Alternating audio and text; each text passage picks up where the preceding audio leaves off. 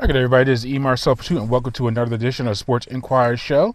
We're recording this on... When are we recording this? Okay, we're actually doing this on October 6, 2020. Hope all of you are well out there. It's been a long time since we've done this show. Technically, we've been doing posts every day over the past week or so. Been very fortunate to get excellent interviews from Georgia State Athletics and from Georgia Tech. We'll delve into that a little bit later as we go throughout the show. But as always, we want to follow everything that we're doing. Head to the mothership, thesportsinquirer.net. Premier site for news and notes in the world of sports. Make sure you also check out Twitter and Instagram pages, Sports Inquirer. That's all one word. Also go to our Facebook pages, either The Sports Inquirer or Sports Inquirer. Either one of those will take you directly to everything that you will need. But also subscribe to us on YouTube, SoundCloud, Spotify, Google Podcasts, and iTunes. Just search The Sports Inquirer and you will find everything that you need. Things have been going pretty well for us here at the Inquirer. Some changes in our schedule. I'll leave it at that. Means that things are adjusting and we're moving and grooving as we always try to do. But I don't know if we'll be doing shows every day or consistently as we have been doing over the past few weeks. But I want to make sure that I do at least a Sports Inquirer show once a week, catch up on everything that's going on. It's a very busy time in the world of sports. As we've said in the past, this is a very unique year, and I won't go into all the COVID stuff. We've discussed that ad nauseum over previous shows. You know what the situation is if you're listening to the show. But the biggest things that have changed with the sports side of things is the adjustment in the calendar. Right now we have the NBA playoffs going on, NBA finals, Mlb Playoffs, merging with football, merging with college football. Also Olympic sports, at least here in the Southeast, with college volleyball and college soccer. These all take place at the same time. That's not even mentioning the French Open that's taking place and the Masters. So we have all of that going on within the next 2 weeks in our sports calendar, and this is the first week of October. Very unusual times for everyone involved, but it's also exciting and different. We'll see how everything goes. First thing I want to recap is the NFL week. I have notes on the games before Monday night. Monday night is pretty straightforward. Aaron Rodgers, 4 TD passes. Again, the Falcons, for the Packers, earn a win over the Falcons.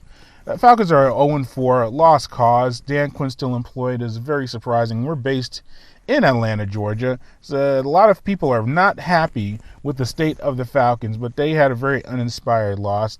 You also knew that the Patriots would have a very tough time at Kansas City. They hung in there a little bit and made it interesting, but in the end, Kansas City was able to take over in the second half. A big pick six thrown in that contest that was caught by the Chiefs to earn the victory. No Cam Newton, COVID-19 sickness with him. He was unable to play. We don't know when he'll be coming back. And the whole product is very interesting because now we have an active player that we know of. We had the situation with Pittsburgh and Tennessee. That game has been rescheduled for later on in the season, whether it gets players Tennessee Titans and staff getting the disease. I don't want to say disease. I don't want to call it sickness. I don't know what you call it. And it's not an infection, but they have COVID-19. But Cam Newton is the player that has been singled out as having it for the Patriots. So I'm very intrigued to see how long he sits out. And obviously he's a quarterback. He's a known player, and that just it's a lot of layers to it. So we'll see what happens there. But as recapping week 4 of the NFL season, Tampa overcame a 17-point deficit to defeat the Chargers this week. 2020 is the first season where at least one team has overcome a deficit of 16 or more points and won each of the first 4 weeks of the season in NFL history. The Saints also overcame a double-digit deficit in their win over the Lions, and they were down 14 points. So now the 2020 season has had 6 games which a team has overcome a deficit of 14 or more points and won, which ties the most since 2018, and only 2011 and 1979 had more types of games in that situation. So I think what you're seeing now is teams are getting big leads, getting off to fast starts, but I don't know if it's a lack of stamina, lack of preparation, but guys and teams are not able to keep it going. And NFL really, in essence, is a one-possession league, which means you can win or lose by one possession majority of the time. So to have these big comebacks is very rare and very unusual, but it's still interesting to see that happen. Denver defeated the Jets 37-28 in a game that no one cared about last Thursday night. Not this past Thursday. Well, yeah, this past Thursday. You look at those two teams. Now, Drew Lock is out for the Broncos, their starting quarterback. So they're trying to patch things together. They got their first win of the year. The Jets, kind of similar to Dan Quinn, as I mentioned earlier, his employment at this stage is very confusing. You're not, and this, when you talk about the Falcons having the worst defense probably in the NFL, and Dan Quinn is a former defensive coordinator, that's his specialty, that's a bad look. Very same thing you can say about Adam Gase, with the Jets probably having the worst offense. They scored 28 points, so that's a good amount of points. But you look at where they are, and just for lack of progression, maybe one of the worst offenses in the NFL. And Adam Gase is supposed to be the quarterback whisperer. We've seen him with Jay Cutler and some other guys that he has supposedly developed and gotten career years out of. And Sam Darnold is showing none of that. New Orleans over Detroit, 35-29. Watch some of this contest. As I mentioned earlier, New Orleans down 14 points in the contest, able to come back for the win. You know, the Lions have led at least at one point every single game this year, all four of their contests, and are still not found to win.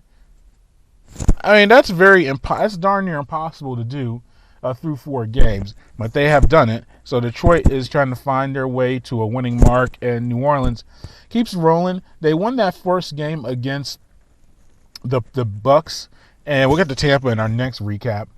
And you thought they would get rolling there, but had some hiccups here and there. But now they won their contest with Detroit, and they're right up there with Tampa for first place in the NFC South, as the Bucks were able to win their game 38-31 over the Chargers.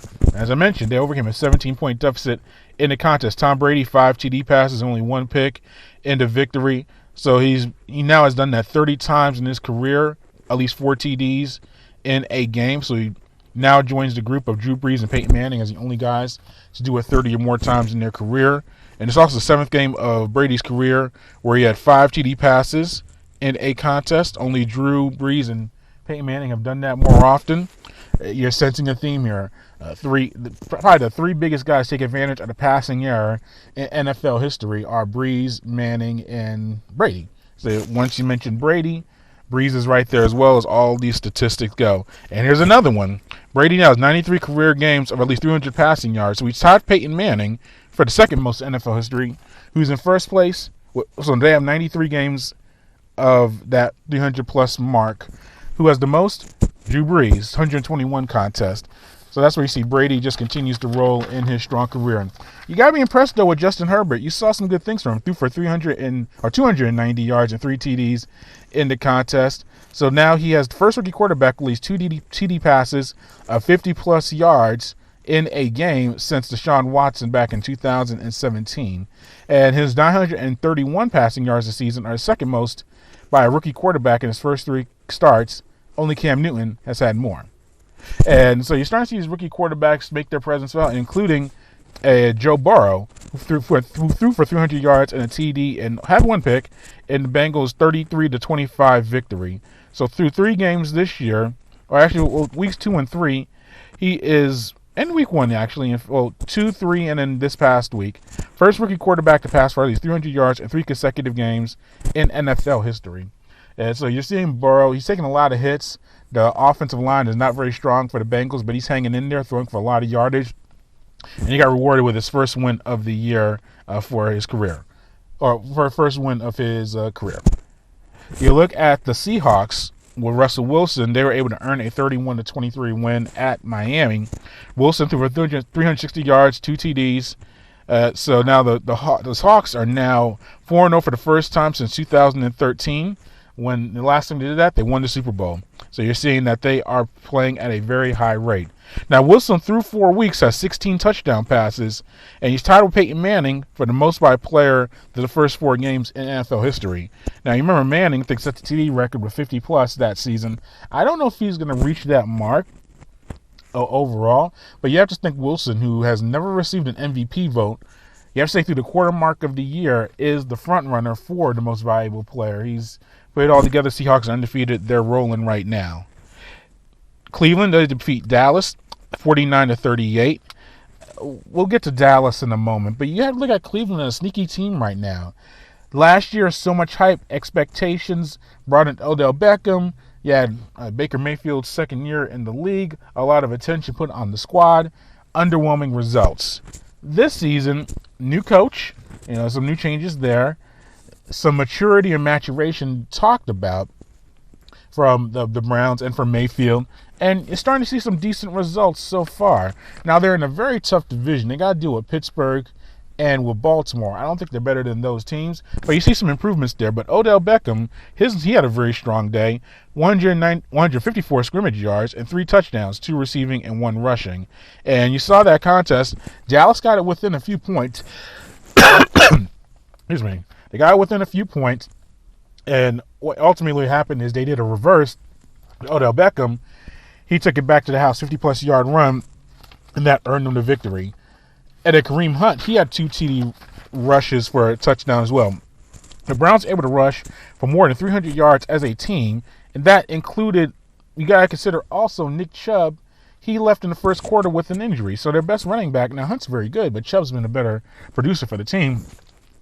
They were out Chubb for the last 3 quarters in essence, and they still rushed for 300-plus yards in the contest. So, that was a just dominant performance by them so far this year. Now, Dak Prescott, you can look at the numbers, threw for 502 yards, a career high in the contest, 4 touchdowns, had 1 pick, it was a bad interception, but he's thrown for 450 yards in 3 consecutive contests, and that's the first time a guy has done that in at least for 450 in NFL history. He right now has 1,690 passing yards, so he has the most through 4 games in NFL history, surpassing Hall of Famer Kurt Warner. You see all these numbers, and Dak Prescott's putting a lot of digits, but the Cowboys are still 1-3. When the Cowboys get away from running the ball, controlling the clock, they do not do as well. But then you gotta look at the Cowboys in general. Are they overhyped? Are they overrated? Yes. And they have been for years. You go back to the numbers. Last time they won the Super Bowl was 96. Last time I think they were in an NFC Championship game was 99 or year 2000, around that time. They haven't made the playoffs consecutively or in multiple years. And they want to blame Jason Garrett for it. That seems to be the MO. Let's blame Garrett. They fired him. They got rid of him. He's now the OC of the Giants. The Giants are a mess themselves, but we're not talking about that right now. They bring in Mike McCarthy, Super Bowl winning coach from his previous time with the Packers, and it's still the same thing. Defensively, and Mike Nolan, their defensive coordinator, time has passed him by. He was good DC back in the day with the Ravens, but now it's just not working out. McCarthy gave him the job because Nolan gave him his break back when McCarthy was an assistant, so he's paying it forward, or not paying forward, but paying back the thing that was given to him, or the break, but it's not working out at all. The Dallas, they're defensively, you can look at Jalen Smith not playing well, Dexter Lawrence, no sacks, no quarterback pressures through 4 games. He's on making $100+ million. You just look, I don't like talking about guys' money like that, but when it's something like that, it's very obvious to see. Not a good situation for the Cowboys at all. You look at Ezekiel Elliott. Has he aged before our eyes after that contract? You got to question his effort or question his production. I don't say effort, but his production. Is he just physically the same that he can produce like he did his first few years in the league? You see, Cowboys are just not a good team right now. And now the division is very bad as well because Washington and the Giants, if those teams win more than 4 games, I'll be very surprised. So it's going to come down to Philadelphia, who were able to get a win at San Francisco this past week to get their first win of the year. You got to look at Dallas and Philadelphia. I probably, in a preseason, I would have said Philadelphia because I like the quarterback better. I like Wentz more. But Prescott is playing well. It's not all his fault. He takes some culpability. He's had some bad turnovers.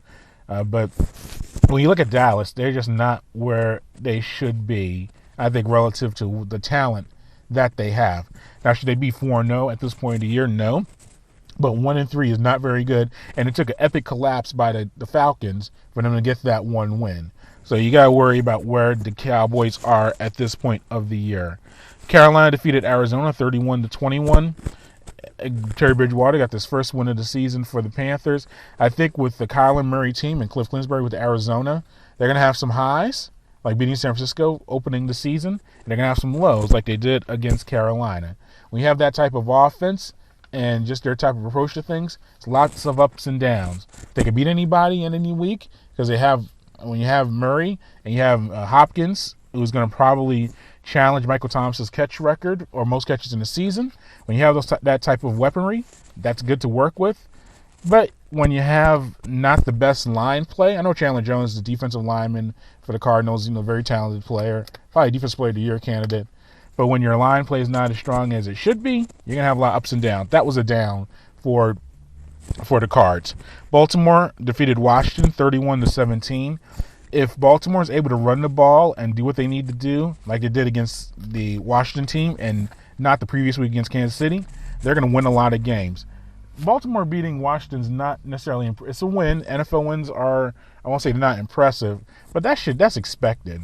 But when Baltimore faces the Kansas Cities, who have had their number recently, or face a team with a strong defense that can stop the run or at least contain it and make Lamar Jackson throw the ball, that's a problem for, I don't say necessarily a problem because, Jackson's still a very talented player, still top probably 3-4 quarterback in the NFL playing right now, but it limits their options and make their offense less efficient. But they're able to get it back going against a struggling Washington team. Rams and Giants, when the highlight of the contest is a fight between two brother-in-laws, or de facto brother-in-laws, when the father, the sister, and the player have children, and then the brother-in-law wants to step in and fight, no, and that's the highlight of the game, it's not a good game. Rams won 17-9. Buffalo defeated Las Vegas 30-23. Josh Allen, I talked about Russell Wilson as far as the MVP conversation. Josh Allen deserves that love as well. Threw for 288 yards and 2 TDs, had no interceptions in the victory.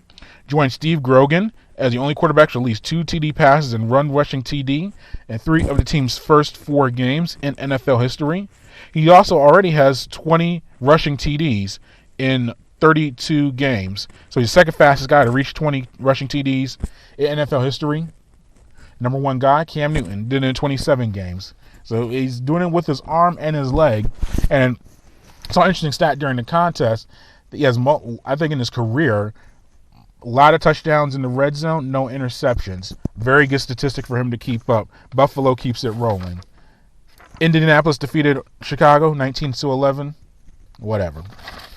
All right, let's transition on to the original free kick. Let's talk about Atlanta United. They've had their struggles this year, but they had their best performance to date in a 4-0 win against DC United October 3rd. John Gallagher had a brace, meaning he had 2 goals.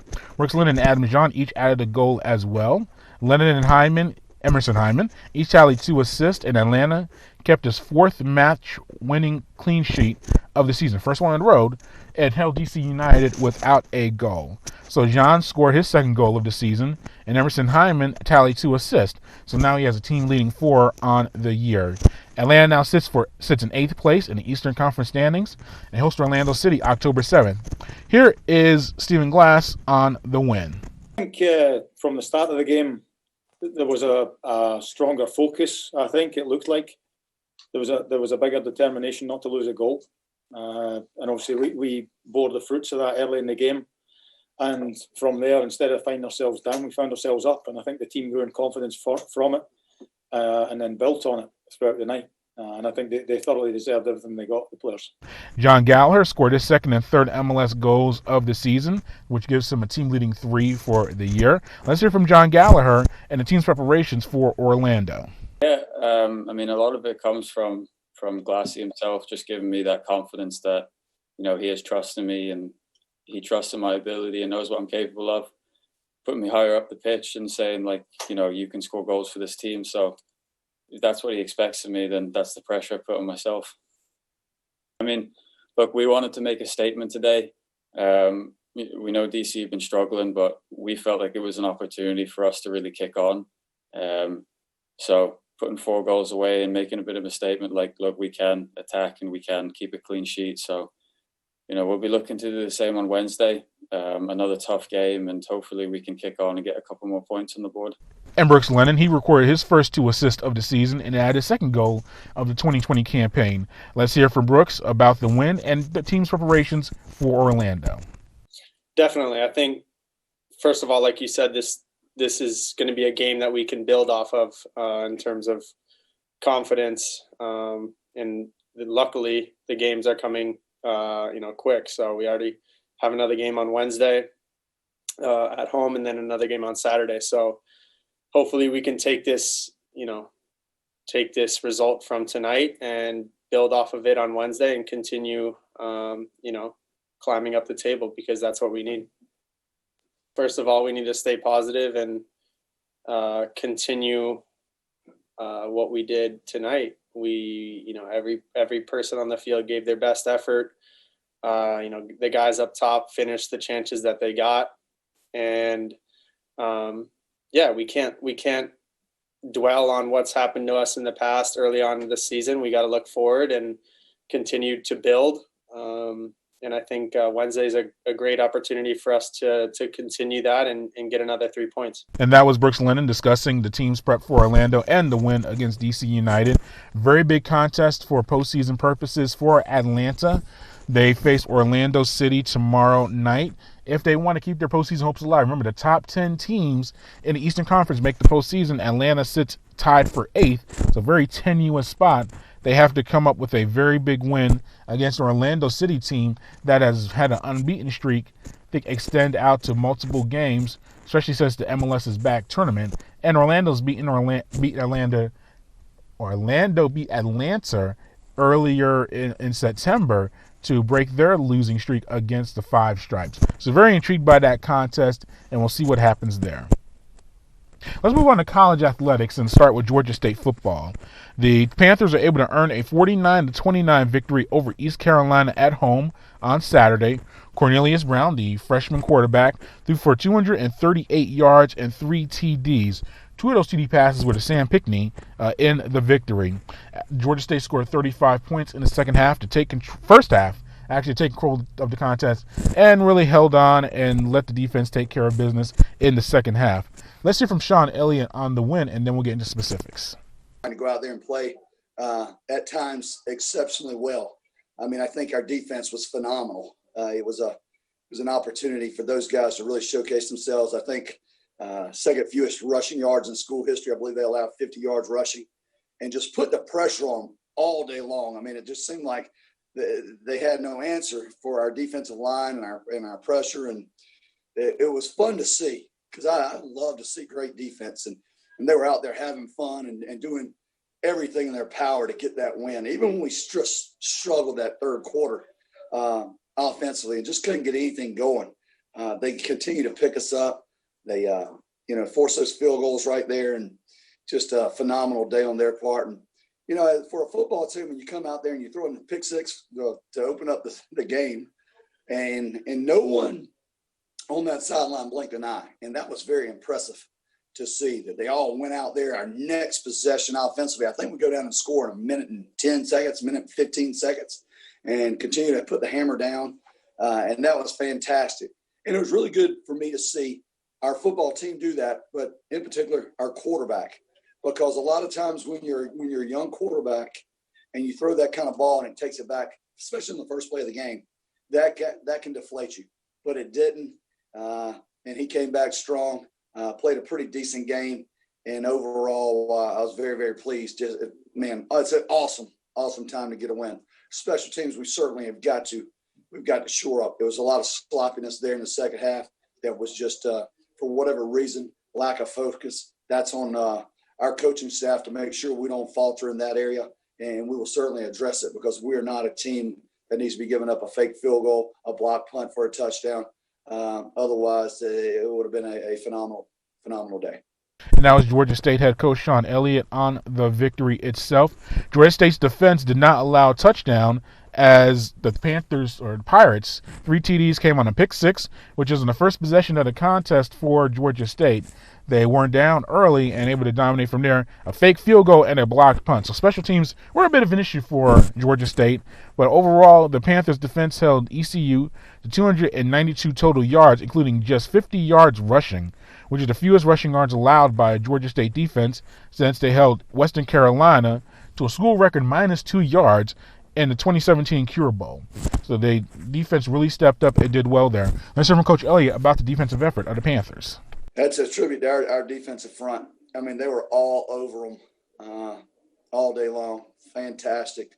I mean, you had Dante Wilson, Hardrick Willis. Just all of them. Stretch out there. It was great to see. I mean, it really was. It was fantastic to see them. The penetration and the effort. We let them get out a few times on some contain and gain some first downs. Otherwise, you look at 50 yards rushing, and it could have probably been minus 50 yards rushing had we just kept some contains. But what a great effort on the entire defense. As I mentioned, Pickney had a career-high 134 yards on 7 catches, including the 2 TD catches. So he had 134 yards on 7 catches. 2 of them were for TDs. Let's hear from Coach Elliott about the Cornelius Brown and Ed Pickney connection. You got to take the roller coaster ride. Everybody buys a ticket when you put a redshirt freshman or a true freshman out there. So you just buy the ticket and you take the ups and downs. Hopefully we can teach him on during the game, the sideline, some of the plays that sometimes you got to hand that sucker off instead of trying to go for the home run when there's a soft corner. There was a couple times he was out there and we were right there fixing to score, and he's out there dancing a little bit, acting like a kid. And I want this game to be fun. There's 2 reasons why you play it: to have fun and to win. But I want him to have some composure, and I want him to be the quarterback that I think he can be, and we think he can be, and he's going to be. But I had a great game. Sam's capable of having big time games each and every week.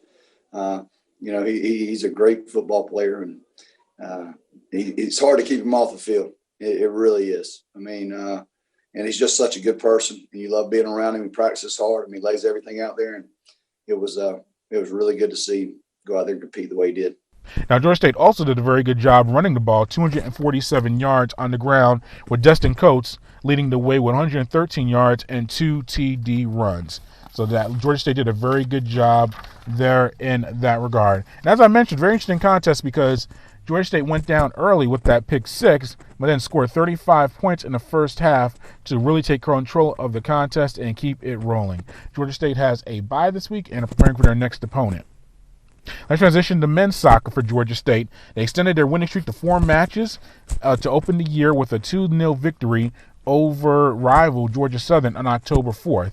Matthew Fernley and Iris Brees scored goals in the contest to lead the offense. Gunther Rathenberg had a second straight shutout for the Panthers as goalie. He saved 5 shots, and including 2 of those that were on goal. He stopped them all. And check out our interview with Matthew Fernley as well as Brett Cernsey on the sportsinquirer.net for more discussion of that contest and the Panthers' fast start. Also head to the site to check out our interview with Ed Joyce, the head coach of Georgia State women's soccer, as that team earned a 1-0 victory over South Alabama on October 4th, extending its unbeaten streak to 3 matches. They host Appalachian State on October 8th, so make sure you go to the site and hear Ed's interview with us about how everything is going. And in Georgia State volleyball, you can also head to the site to hear our interview with Sally Pohamas as the team prepares to face Coastal Carolina on October 8th. We discussed the team's early form, including splitting 2 matches against Georgia Southern the previous week. So make sure you go to the site and hear our full interview with Sally about everything that's going on. And then wrapping up the technical state of Georgia athletics, you can go to the site and hear our interview with Georgia Tech volleyball head coach Michelle Carrier about the team's start to their season. They went down to Miami on October 24th through 25th, split some matches there, and they're also ranked in the top 15 in the national poll for the first time since 2003. So make sure you go to the site and hear our interview with Michelle about the team's current form and how they're doing and earning that national ranking. And I'm going to wrap up the show today on the miscellaneous department. I've been watching a little bit of NBA Finals. It's very weird seeing postseason basketball in October. I'm not going to lie. The second game of the series, or game 3, well, 2 and 3, I knew the games were on, but I didn't turn it on until the game started, which is very rare. Usually, I'm not a big pregame guy. We've discussed this before. I usually like to watch right when the tip-off takes place, or kickoff, whatever sport it is. Especially now during the current times with the social justice movement, which I'm very much for. I just don't necessarily want to see it. I deal with it in my personal life, and I'm very into politics, so I get it all the time. And then when I get it into the sports and watching the ball game and seeing all those messages and things like that, it's like, all right, it's overkill. They have the right to do it. There's nothing wrong with them doing it. It's just not for me. But I try to make the exception when it comes to the finals, because it's the finals, or the Stanley Cup finals, things like that. I've really turned to the contest, and I've watched minutes of it. I've seen a lot of recaps. I've read the post-game reports. And I know Jimmy Butler had the triple-double, to help the Heat get us win in the series. But my interest in the sport is just, not the sport. I love basketball. But there's interest in the NBA Finals this time of year, especially during football year. And we've mentioned all the college stuff we've been doing on the site. I've been focused so much on that, and then have some changes professionally, the things that I'm doing, lifestyle-wise. It's just the NBA Finals have just kind of taken a back seat, which is very hard to say and hard to believe, but it has. But I've been following it. I think the Lakers ultimately going to win the series when you have 2 to 3 best players on the court at all times. That gives you a pretty good advantage. But Miami, very good run by them. If the next time we don't do a show, the finals are over, I would probably do a show by then. But Miami, very good run, make it to the finals. They're an intriguing team for the future, but right now I think it's just LeBron's time to earn that championship. And that's just the way things are shaping up right now. MLB playoffs, kind of the same deal. I was flipping around last night. Now, Monday nights are weird because I watch a lot of professional wrestling, and I was watching a lot of the NFL games, New England and Kansas City, and then turning over to Atlanta and Green Bay. And I was opening the channel, like, oh, by the way, the Yankees are playing the Tampa Rays in the MLB playoffs in California, of all places. I mean, they're doing the bubble for the division, the league semifinals and final. From now on, they're going to be in the bubbles at the neutral site locations, which is the right move. You want to keep everyone safe as much as you can during these current times. But it's just not a lack of buzz about the finals and a lack of buzz about everything that's going on from my perspective. Now, I know some people that are very much into the baseball playoffs and love the afternoon ball. In fact, by the time you hear this show, I know the Braves at least played their first game against the Marlins, and maybe even the other NL Division series with the Dodgers and that's really bad. Dodgers and Padres. Yes, Dodgers and Padres. I know what it is. So those games probably may have taken place by the time you listen to this show right now. So afternoon baseball is always fun and everything like that. I'll be keeping track of it, from where I'm doing my business. But yeah, it's just it's unusual right now. Now, it's not unusual to have the playoffs taking place right now for baseball, but it's just I think the bubble concepts were cool kind of in the beginning because it was different. And I feel this in the finals definitely now.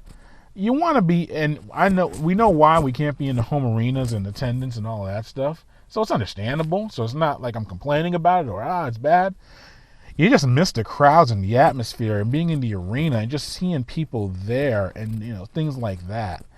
So I think when you look at the NBA Finals, we've seen that same court, that same setup for the past 2 months, and now it's supposed to amp up and get hyped up because the NBA Finals, it's the same setup. I think that's very tough on the viewer, spectator, even the fan to really get excited about the NBA Finals, when it's in this current state. Now, we know why it's in that current state, and it's just the way it is right now. But you got to admit that it is a little bit different. It's not as exciting as has been in the past. And that concludes today's show. Thanks for listening to our broadcast. As always, head to thesportsinquirer.net for all the news and notes in the world of sports. Head to our social media platforms on Twitter and Instagram and Facebook. And finally, subscribe to us on YouTube, SoundCloud, Spotify, Google Podcast, and iTunes. Until next time, good fight, good night, be safe.